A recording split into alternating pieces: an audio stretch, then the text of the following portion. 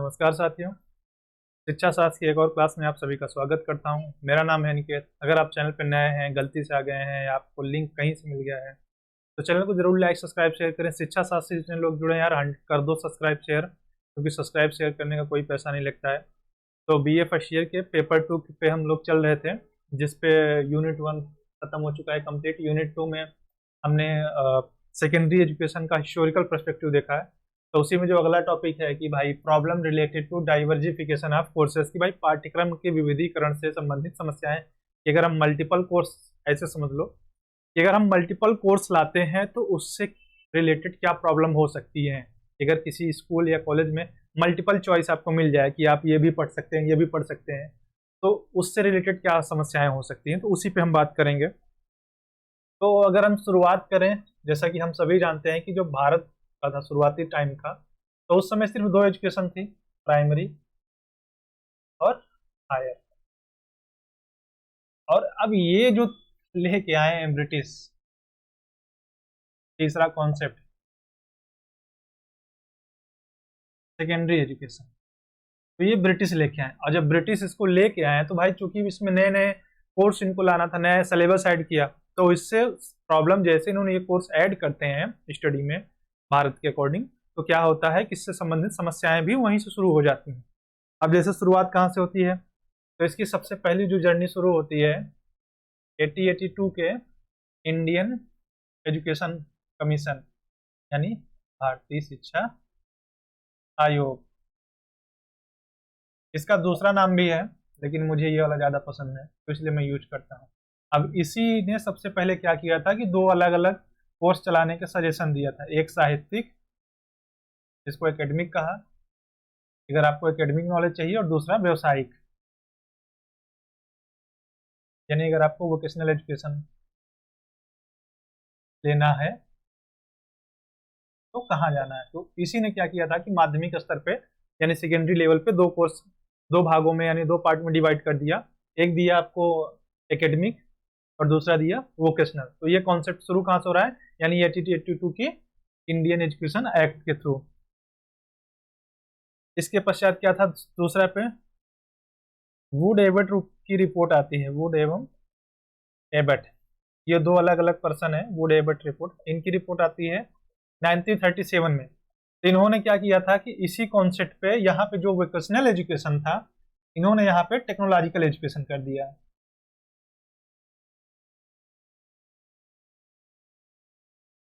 इन्होंने कहा कि भाई टेक्नोलॉजिकल एजुकेशन दे दो और बाकी एकेडमिक एजुकेशन तो हम दे ही रहे हैं। अब उसने क्या कहा था कि वोकेशनल एजुकेशन की, जिसमें कई सिलेबस, कई पाठ्यक्रम, कई कोर्सेज हो सकते थे, और वुड एवट की रिपोर्ट कहती कि नहीं, आप हम सिर्फ टेक्नोलॉजिकल एजुकेशन देंगे जिससे ज़्यादा से ज़्यादा औद्योगिकरण हो सके चीज़ों का, मतलब हम तकनीकी का यूज करना ज़्यादा सीख पाए। तो ये दो लोगों ने इसका कॉन्सेप्ट लाया 1882, 1937। और इसके बाद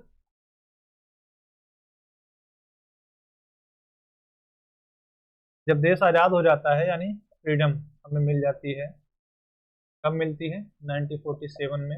यहाँ से क्या होता है, हमारे आयोग बनना शुरू होते हैं। तो इसमें हमारा था मुदलियर कमीशन, और ये बना है 1952, 53। तो इसी के साथ में कोठारी कमीशन,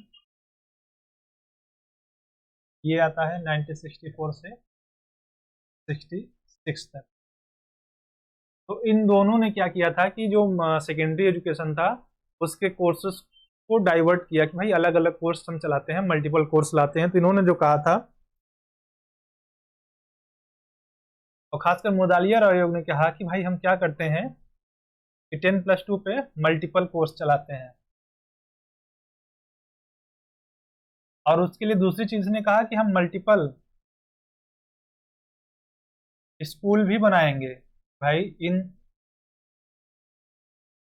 इनको चलाने के लिए कि अगर हम अलग अलग कोर्स चला रहे हैं, मल्टीपल कोर्स चलाएंगे, तो ऐसा तो है नहीं कि एक ही विद्यालय में सारी शिक्षा मिल जाएगी।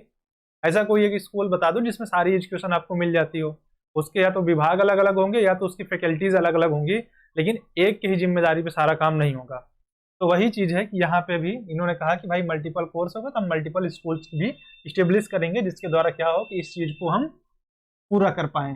तो हमारे आज़ादी के बाद कौन से हैं? 1952 मुदालियर कमीशन और 1964 और 66 का कोठारी आयोग ने या कोठारी कमीशन ने इस पे क्या किया? अपने सुझाव दिया। और वोकेशनल एजुकेशन के लिए उन्होंने कहा था कि भाई हम एग्रीकल्चर देंगे, टेक्नोलॉजिकल एजुकेशन देंगे, मेडिकल की यानी फार्मेसी की, नर्सिंग की, इन सारी चीज़ों के लिए मुदालियर कमीशन ने सजेशन दिया। अब क्या करते हैं कि भाई ये चलो इतने लोगों ने सुझाव दे दिया कि हाँ ये काम करना है, तो सवाल ये उठता है कि ये सक्सेस हुआ या नहीं हुआ। कि पाठ्यक्रम का अगर हम मल्टीपल कोर्स ला रहे हैं या मल्टीपल चॉइस आपको सब्जेक्ट चुनने के लिए दे रहे हैं तो सक्सेस हुआ था कि नहीं, तो इस पे बात करते हैं। तो ये कायदे से सक्सेस नहीं हुआ और ये फेल रहा। अब इसके रीजंस क्या थे, इसकी असफलता के कारण क्या थे? तो सबसे पहली चीज ये थी कि ये जो हमारे पास व्यावसायिक एजुकेशन था यानी वोकेशनल, इसको इक्विवेलेंट चलाया गया सामान्य एजुकेशन के, यानी जो हमारी जनरल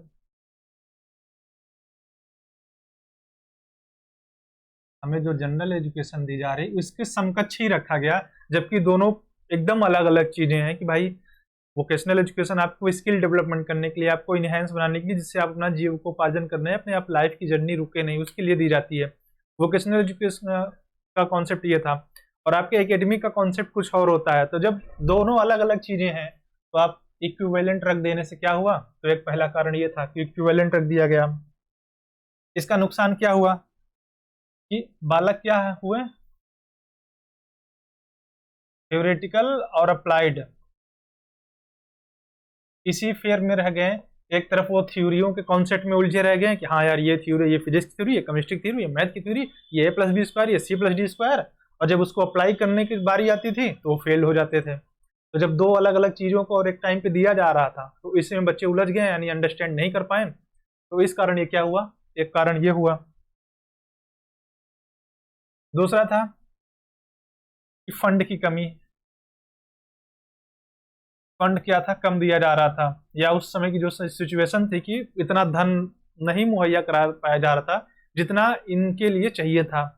तो एक सबसे बड़ा कारण ये भी था कि भाई हमारे पास पर्याप्त मनी नहीं था, या कह सकते हैं हमारे पास पैसे नहीं थे, और उस समय इनकम के इतने ज्यादा सोर्स भी नहीं थे कि भाई लोग फंड भी उतना, चूंकि हम गरीबी से जूझ ही रहे थे और हमारे पास खुद ही नहीं पैसा है, तो हम सोर्स कहाँ से, मल्टीपल सोर्स लाएंगे कि भाई चलो स्कूल में ये नया कॉन्सेप्ट ला रहा है, इनको पैसा चाहिए, हम अपनी जेब से दे दें। तो ये भी पॉसिबल नहीं था। तो एक कारण था कि भाई लैक ऑफ फंड, या ये जो मल्टीपल पर्पज के लिए हम स्कूल खोल रहे हैं या कॉलेज खोल रहे हैं या वोकेशनल स्किल डेवलप करने के सेंटर खोल रहे हैं सेकेंडरी लेवल पे, तो इसके लिए क्या था कि हमारे पास सफिशिएंट फंड नहीं था। इसके अलावा क्या था कि जो नेसेसरी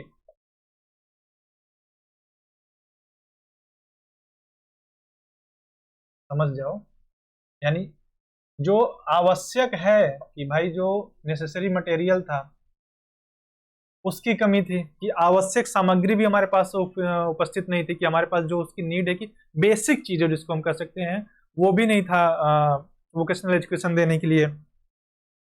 इसके बाद क्या थी एक कमी असफल होने की, कि हमारे पास एक्सपर्ट की कमी थी।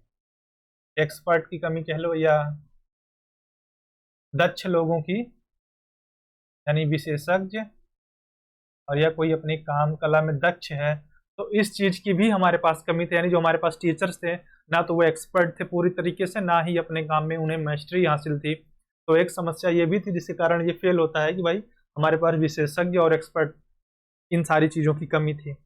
और एक सबसे बड़ा चीज है कि हम लोग खुद में ही करते हैं लापरवाही। हम लोग इतने ज्यादा केयरलेस हैं कि इसमें दोनों आते थे, छात्र और शिक्षक। अगर चलो कुछ छात्र सीखने वाले हैं तो उनके पास उस तरह के सिखाने वाले टीचर्स नहीं है, और कुछ टीचर सिखाना चाह रहे हैं तो उनके पास बच्चे नहीं है। अब जैसे मैं यहाँ पढ़ा रहा हूँ, मुझे चाहिए कि भाई ज़्यादा से ज़्यादा शेयर हो जाए, लाइक सब्सक्राइब मिलता रहे और व्यू टाइम वॉच टाइम बढ़ता रहे। मैं लगातार कर रहा हूँ पर उतना ज़्यादा रिस्पॉन्स नहीं आ रहा जितना ज़्यादा चाहिए था। तो ये भी क्या है कि वो उस टाइम पे भी था लापरवाही। तो ये लापरवाही का होता है, क्योंकि बहुत से लोग क्या होते हैं कि देखते तो हाँ यार आ गया वीडियो, बाद में वॉच कर लेंगे, ये सिर्फ लापरवाही के चलते होता है। तो ये चीजें थी जिनके कारण क्या हुआ कि पाठ्यक्रम के विविधीकरण से संबंधित समस्याएं उत्पन्न हुई। अब इसी में एक और टॉपिक आप लोगों का है कि माध्यमिक शिक्षा का व्यवसायीकरण, कि आपकी शिक्षा का हम कैसे व्यवसायीकरण करते हैं।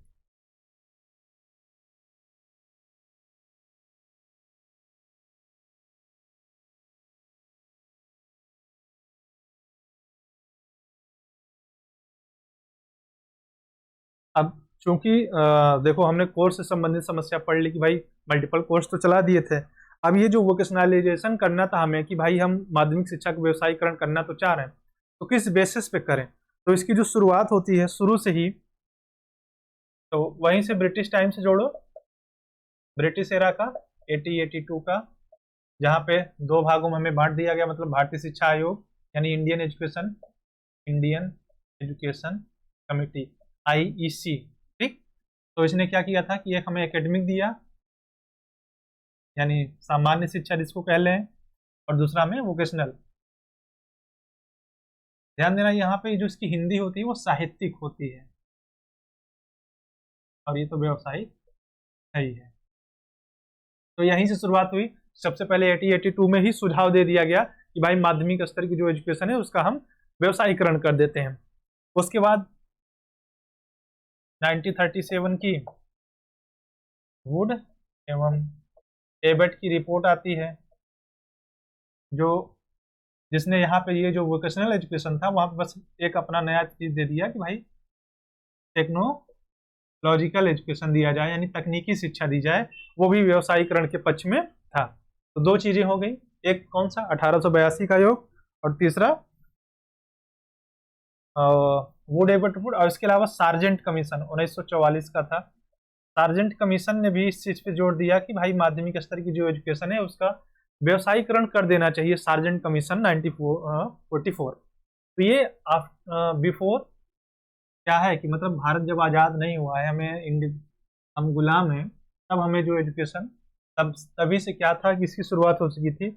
और आज़ादी के बाद जब हमें फ्रीडम मिल जाती है, तो जैसे मैंने अभी पाठ्यक्रम के लिए बताया था ना कि multiple courses, multiple syllabus, multiple subject के लिए अलग अलग समितियों ने काम किया, जिसमें मुदालियर आयोग, कोठारी आयोग, ठीक है, तो ये सब थे। तो उसी तरीके से एक समिति बनती है 1979 में, डॉक्टर मालकम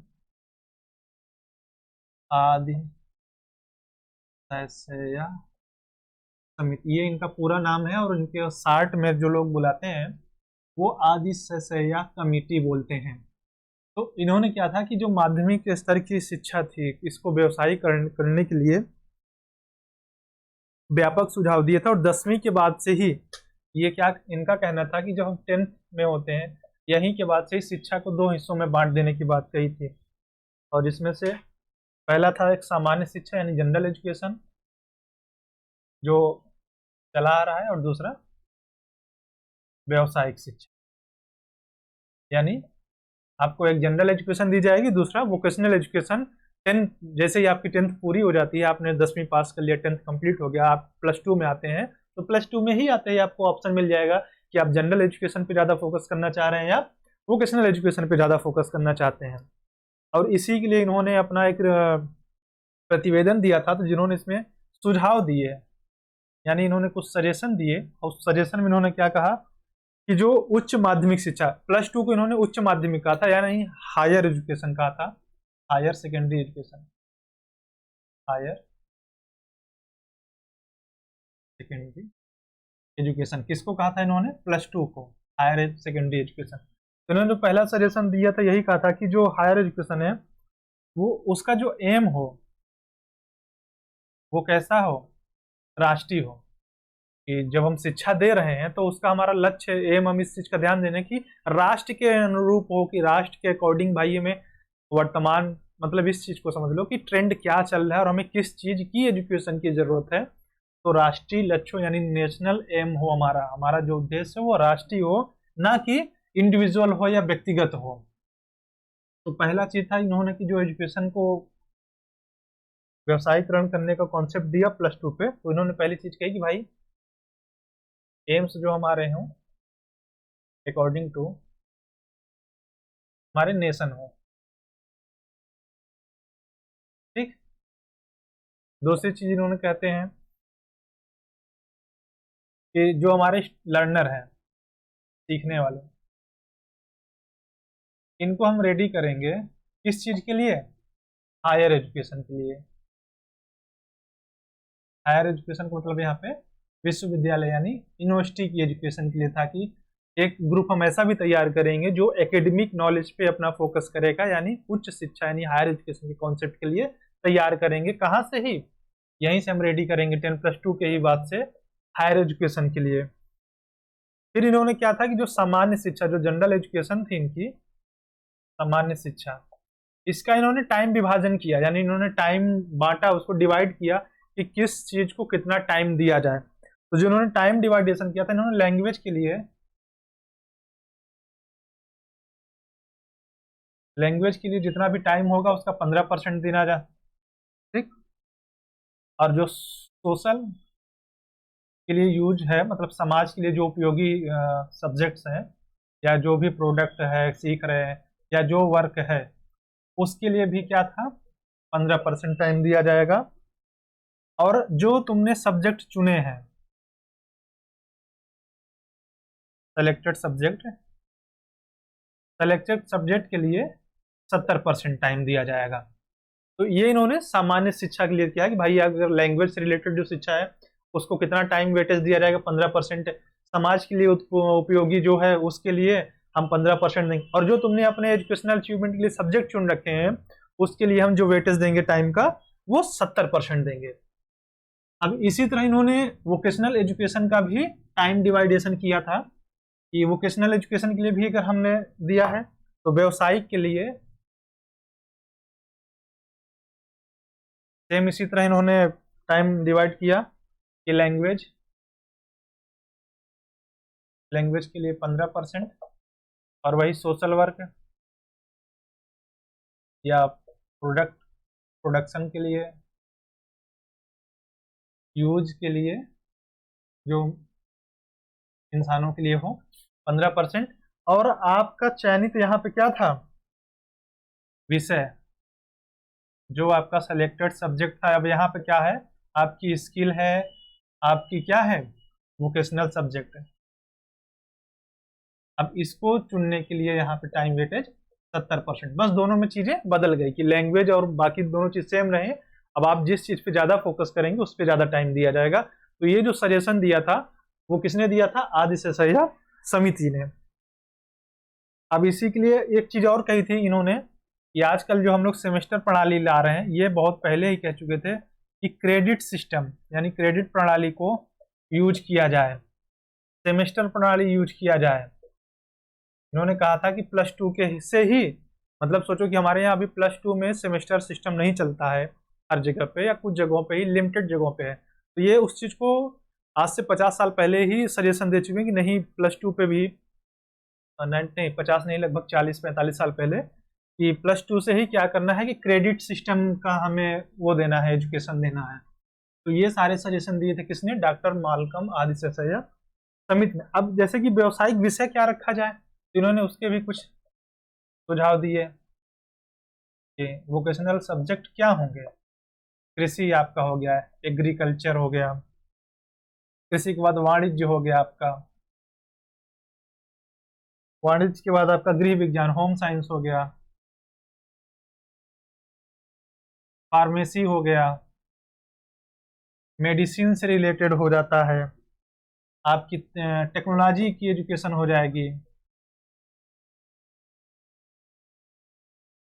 ठीक है। इसके अलावा पैरा मेडिकल हो गया, आपकी पेंटिंग हो गया, क्राफ्टिंग हो गया। इन सारी चीजों का जो सुझाव दिया था वो किसने दिया था? डॉक्टर मालकम आदित्यसैया समिति ने। इसके अलावा भी हमारे पास कई संस्थाएं हैं जो अलग अलग तरीके से कोर्सों को इन्हेंस करती हैं, आपको वोकेशनल स्किल को डेवलप करती हैं। तो यहाँ पे जैसे कुछ मैं नाम बता दे रहा हूँ, जैसे मानव संसाधन विकास मंत्रालय, इसका फुल फॉर्म बताने की जरूरत नहीं है, इंग्लिश में ये ऐसी चीज है जिसको सबको पता होगा। इसके अलावा क्या है? लो, मैंने एनसीईआरटी के बारे में पूछता रहता हूँ, वो आ गई यहाँ पे, national council of educational research and training. इसके बाद आ जाता है all India vocational educational council, all India vocational council. इसके अलावा स्टेट गवर्नमेंट आती है इस पे, स्टेट वोकेशनल काउंसिल। तो इस तरह कई संस्थाएं हैं कि जो आपको व्यावसायिक शिक्षा देने का काम करती हैं और आपकी स्किल को एनहेंसमेंट करने का कार्य करती हैं। तो ये सेशन यहीं पे समाप्त होता है। और एक बार फिर कह रहे हैं, अगर आप चैनल पे नए हैं तो चैनल को जरूर लाइक सब्सक्राइब शेयर करें यार, कर दो, क्योंकि शेयर सब्सक्राइब करने का कोई पैसा नहीं लगता, सिर्फ थोड़ा सा डाटा लग रहा है, तो वो बचा के क्या करोगे, तो सब्सक्राइब और शेयर कर दो। Thank you.